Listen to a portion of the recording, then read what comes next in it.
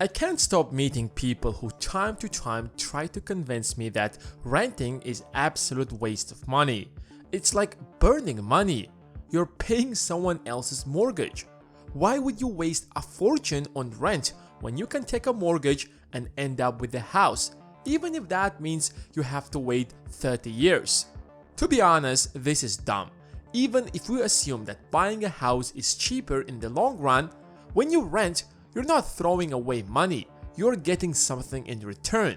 When you get an Uber, you don't get the car, you don't get the driver, you're not getting the company either, you're just getting a service. The Uber is going to take you from point A to point B, which is the whole purpose of a car. So does when you rent a house. The point of the house isn't to own it, but to have a roof over your head. So when you rent, you're getting a place to stay. But you always need a place to stay. That's why most people still assume that renting is a waste of money, especially when you have an option to buy a house for the exact same money. And that's where the misconception starts. Most people do not compare all the costs that comes with buying a house and only take into account the usual price tag and compare it directly to renting. But in this video, you will find out how you can end up with millions of dollars if you rent instead of buy. But before we do that, let's thank Skillshare for sponsoring this video. One of the most common questions I get here on YouTube: how do you create such stunning animations? The answer is, I don't. We have a brilliant team of graphic designers who use Adobe softwares to create these brilliant animations. And if you want to learn to make similar animations or even better, you have to take this course by Skillshare because it will teach you everything you need to start. And it's taught by none other than Kurzgesagt, the YouTube channel that makes the best animations on the entire platform. Skillshare is an online learning community for creatives where millions come together to take the next step in their creative journey. Skillshare offers thousands of inspiring classes for creative and curious people on topics including illustration, design, photography, video, freelancing, and much more. And all that for less than $10 a month with annual subscription. But here's the juicy part. The first 1,000 people who will click the link in my description will get a free trial of Skillshare Premium. By the way, you will be supporting the channel by signing out to Skillshare. And now, let's get back to the video. Just to be clear, we're not talking about buying a house for investment purposes, because that's a whole different story. Let's say your friend is going to take his parents' advice and take a mortgage, because his parents told him that renting is a waste of money, and you're going to rent. Let's find out how your net worth would look like 30 years later, assuming that everything else stays the same. A $300,000 house can be rented for around $1,800. But if you take a 30-year mortgage, even if we take pre-pandemic mortgage rates, it would be around 4.5%. So your total monthly payment would equal to $1,216. That's principal plus interest. If you base your decision solely on these two figures, a mortgage is clearly a cheaper option, and renting is undoubtedly a waste of money. Unfortunately, that is not the whole story. Everything starts to change once you factor in other expenses. If you count in insurance and property taxes, that amount would equal to around $1,700. Even at this point, buying seems a better deal than renting, and I couldn't agree more. But we have to be realistic and count in other expenses that come with owning a house. Maintaining a house is sometimes more expensive than the house's actual price, especially if you are talking about 30 years. The land under your feet might appreciate, but everything else starts losing value. The kitchen might need to be replaced every 10, 15, or 20 years. Every piece of furniture has an expiration date. The couch can't last 30 years. You gotta change the roof every 10 or 15 years. The bathroom needs to be replaced every X number of years. If you ever owned a house, you know that maintaining a house is not cheap. But when you rent, you don't have all of these expenses. Usually, the cost of maintaining a house is between 1 to 5% of the price of the house annually. Let's take an average of 2.5%. Our monthly maintenance cost would equal to $625. You're not necessarily going to pay $625 every month. If we round it up over the course of 30 years, that's a realistic number, and in some cases, it could be even much higher than that. So your total cost of ownership raises to $2,332 a month, while renting is $1,800. But even if you compare these numbers, buying still seems like a better deal.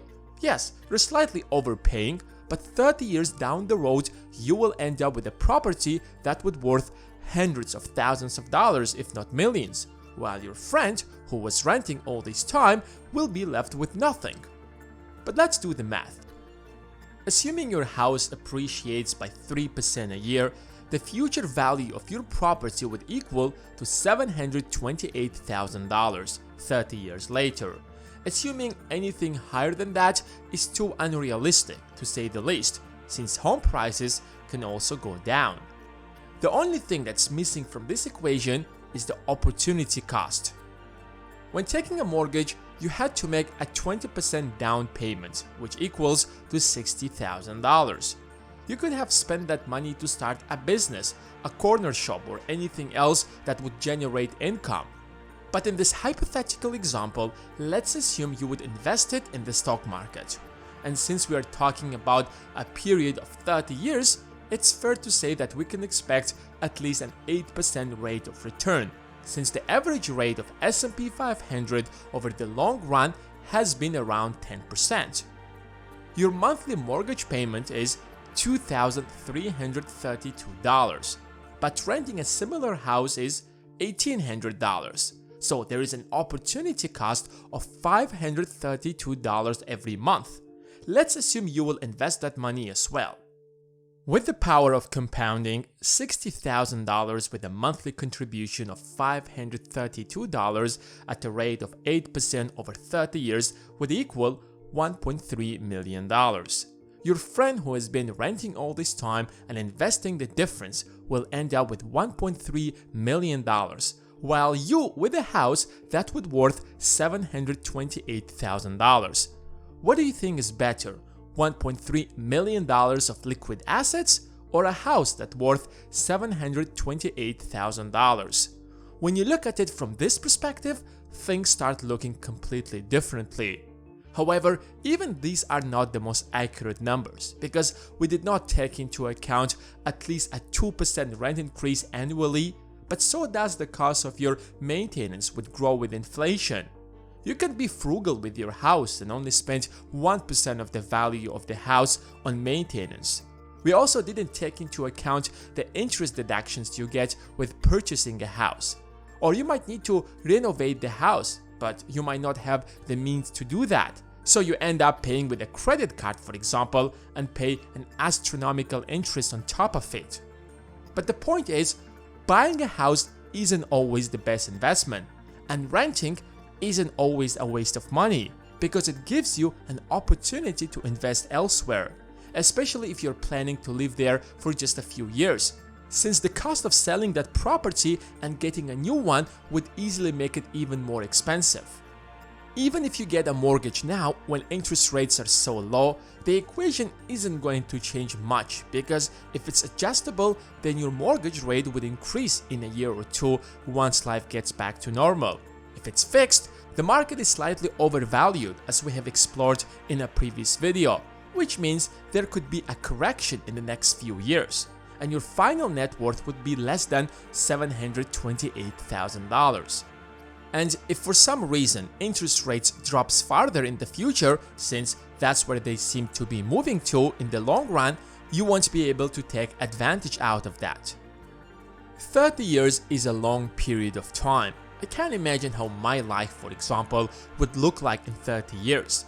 A lot could change, and the pandemic is real-time evidence of that. Those who were renting and were able to work from home all this time had the opportunity to move to a more affordable city and save a fortune on rent, while those who purchased the house had no other option but to stay. The world is changing so rapidly that locking yourself in a single neighborhood isn't always the best option, especially when we have more effective tools to build wealth that our parents did not have access to, such as the opportunity to invest in the stock market from the comfort of your smartphone, cost-free. That doesn't mean you should not buy a house. In your case, maybe buying a house is a better option since it aligns with your goals. So, should you buy or rent? It depends on your circumstances. Don't forget to check out our sponsor Skillshare. They really have some amazing courses, including on how to invest in the stock market. The link is in the description. Thanks for watching, and until next time.